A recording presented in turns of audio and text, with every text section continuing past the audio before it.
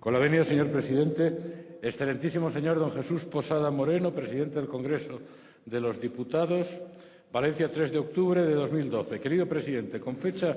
2 de octubre de 2012 a las 18:56 he recibido fax remitido por el Gabinete Telegráfico del Congreso de los Diputados, mediante el que me pone en conocimiento que el debate de toma en consideración de la proposición de ley de les Corts Valencianes de reforma de la Ley Orgánica 8/1980 de 22 de septiembre de financiación de las comunidades autónomas,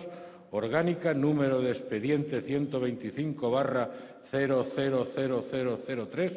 ha sido incluido en el orden del día de la sesión plenaria del Congreso de los Diputados, que comenzará el 9 de octubre de 2012. La deliberación acerca de la expresada iniciativa legislativa tendrá lugar en la sesión del día 9 de octubre de 2012 a las 16 horas.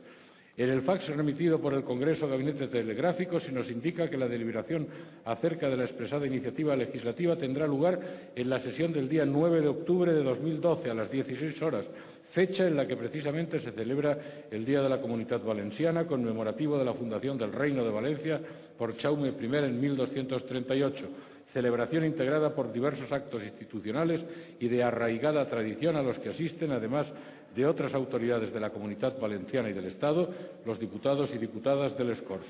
Por ello, se solicita el aplazamiento de este debate sobre la toma en consideración de la proposición de ley de les Corts Valencianes de reforma de la Ley Orgánica 8/1980 de 22 de septiembre de financiación de las comunidades autónomas. La carta la dirige el presidente de les Corts Valencianes, Juan Cotino Ferrer.